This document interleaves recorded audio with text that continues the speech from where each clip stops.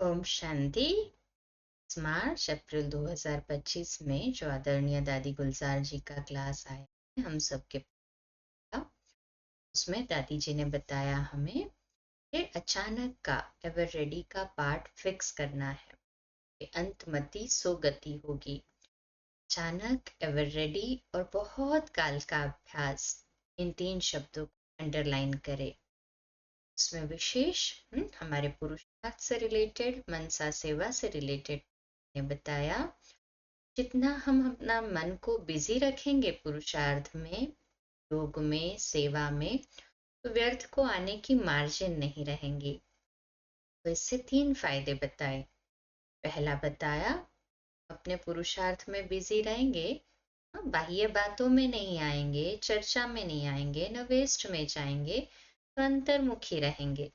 और अंतर्मुखी सदा सुखी, अर्थात जितना हम अपने अंतर ही अंदर में बाप की याद को सिमरन करते जाएंगे, ना सुख की भी अनुभूति होगी। वेस्ट से तो बचे ही रहेंगे, पर पॉजिटिव का खाता भी बढ़ता जाएगा।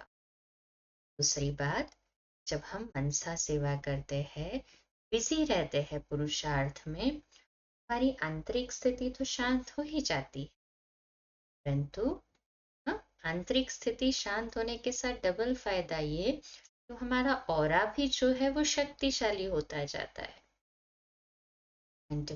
साइंटिफिक रिसर्च के अंतर्गत बताया गया है, हमारा ऑरा जो है उसमें 7 लेयर होते हैं।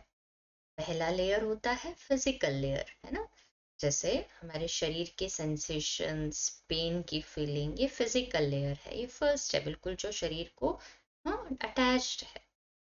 दूसरा लेयर है इमोशनल लेयर। इमोशनल लेयर अर्थात भावनात्मक लेयर, हमारे मन में जो भावनाएं पकड़ के चलते हैं उसका ऑरा बनते जाता है। सुख की फीलिंग्स, दुख की फीलिंग्स, शांति की फीलिंग, शांति की फीलिंग। तो पहला शारीरिक ऑरा, दूसरा है फिर इमोशनल, भावनात्मक, और तीसरा लेयर है मन का, ये मेंटल लेयर या मानसिकता का। हमारी मानसिकता, हमारी सोच कैसी है। यदि हम सभी के प्रति अच्छा सोचते हैं, ग्रैटिट्यूड की, अर्थात की परोपकार की भावना और धन्यवाद की भावना मन से निकलती है, तो ऑरा बिल्कुल लाइट और हल्का रहेगा। 1 फीट तक वो ऑरा महसूस हो पाए। ये फीलिंग्स का ऑरा, अर्थात तीसरा लेयर जो है वो इमोशनल लेवल के बाद आता है मेंटल लेयर का, मानसिकता का हमारा।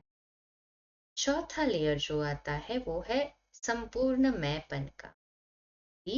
बॉडी कॉन्शियसनेस से ऊपर उठ के जब हम ये शुद्ध संकल्प करते हैं, मैं विश्व कल्याणकारी, मैं शक्तिशाली आत्मा हूँ, मैं सुखदायी आत्मा हूँ, हमारे ऑरा को और अधिक प्योर, शक्तिशाली और चार्ज बनाते जाते हैं।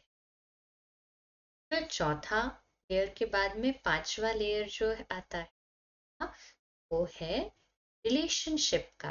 देखिए, इसमें ब्लॉकेज कहाँ आता है, यदि हमने कोई पुरानी बात को पकड़ के रखा है, मुझे ऐसे ऐसा बर्ताव किया, इस तरह से बात की, इस तरह से मुझे बोला, तो ये जो बात हमारे मन में छिप जाती है, कहीं वो हमारे ऑरा को डैमेज करती है या ब्लॉक कर देती है।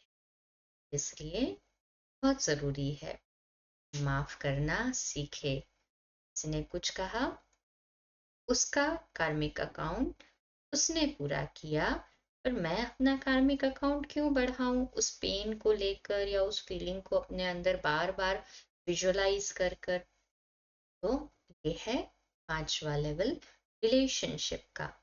इसलिए हम अपने मन से यही विचार करें, मेरे रिलेशन सबके साथ बहुत अच्छे हैं, सभी बहुत अच्छे हैं, मैं सभी के लिए सुखदाई हूँ, मैं सभी से संतुष्ट हूँ, मैं संतुष्ट मणि आत्मा। इस प्रकार के विजुअलाइजेशन से हम हमारे 5वें लेवल का जो है उसको भी हम प्योरीफाई करते जाते हैं, रिलेशनशिप वाला। कर्म बंधन, कर्म संबंध में आते जाते हैं। फिर छठा लेवल जो आता है वो है गॉड्स लेयर। परमात्मा के साथ मैंने कितनी घनिष्ठता रखी, बाबा के साथ प्यार की अनुभूति, सुख की अनुभूति, असीम आनंद की अनुभूति जो कहीं नहीं मिल सकती, वो जब हम फील करते हैं ना, तो ऑटोमेटिकली वो प्योरिटी वाले हार्मोन, शुद्धता की हार्मोन हमारे अंदर इस तरह से फैलते जाते हैं कि वो हमारे शरीर को भी कंचन करते जाते हैं, मन को भी निर्मल करते जाते हैं, भावनाएं भी हमारी सब के लिए न्यूट्रल होती जाती है, समान शुभ होते जाती है। और मैंपन, शरीर के मैंपन से ऊपर उठकर हाँ एक अनोखा आध्यात्मिक लेवल पर हम को आत्मिक स्थिति में घनिष्ठता से महसूस कर सकते हैं। इससे ही हमारे संबंध सभी के साथ हाँ सेटिस्फैक्ट्री होते जाते हैं, मेरा मन सभी के लिए सेटिस्फैक्ट्री होते जाता है, कंटेंटेड रहता है, संतुष्ट रहता है और परमात्मा के साथ वो घनिष्ठता की अनुभूति होती है। फिर आखिरी लेवल जो आता है ना, वो डिविनिटी का ऑरा है, अर्थात जो अभी बाबा से आया है, तो मैं महसूस करती हूँ कि सारे विश्व को वही किरणें मेरे द्वारा जा रही से आ रही है और सारे विश्व को स्प्रेड हो रही है। ये ऑरा और अधिक फैलता जाता है कि जो भी इसके ऑरा के संपर्क में उस लेवल में आता है, वो भी वो डिविनिटी को महसूस करता है कि इनके पास आने से एक अनोखी शक्ति महसूस होती है, एक अनोखा आनंद, सुख मिलता है, आत्मिक स्नेह की अनुभूति होती है। इस तरह से याद के द्वारा बहुत काल का जब अभ्यास होते जाता है, ये ऑरा की क्लेंजिंग होते जाती है, शुद्ध होते जाता है। दादी जी भी कहती है कि बाप के प्यार की आकर्षण की तो आप यहाँ आए हैं। हाँ जी, तो परमात्मा प्यार ऐसी चीज है जो आप परमात्मा को पसंद आ गए, तब तो इन बहनों द्वारा अपना बना लिया। बाबा को हम पसंद आए हैं और हमको बाबा पसंद आए हैं, पसंद आ गया, प्यार हो गया, फिर तो भूलने की बात ही नहीं है।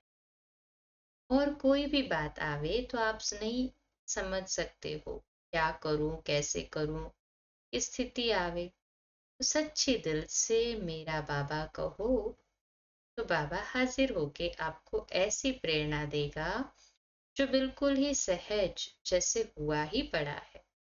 असंभव भी संभव हो जाएगा क्योंकि परमात्मा का हाथ हमारे सिर पर है, हमारी दिल सच्ची और साफ है तो बाबा हमारा है, बाबा के है और है ही क्या। सच्ची और साफ दिल वाले को कब क्या करना है, कैसे करना है, वो तो टच करता है। समर्थ संकल्प है मुरली, वरदान, स्लोगन, इसको कभी भी भूलो नहीं। रोज मुरली से मन को होमवर्क दे करके व्यर्थ को समर्थ में चेंज करने का पुरुषार्थ जरूर करना। इसके लिए मन का टाइम टेबल बनाना। कभी कभी शब्द मिटा के जाओ तो सदा के लिए तीव्र पुरुषार्थी बनेंगे। अभी मैं आत्मा बिंदु, बाबा भी बिंदु, और जो कुछ हो जाता है उसको बिंदु लगाना है, तो बिंदु रूप में स्थित होके बैठना है। बस यही याद रखना कि हमें कभी कभी ऐसी स्थिति में नहीं रहना है, बाबा से सदा मिलन मनाना है। इसी रीति ऐसे अभ्यास से उड़ते रहेंगे और उड़ाते रहेंगे। अच्छा, ओम शांति।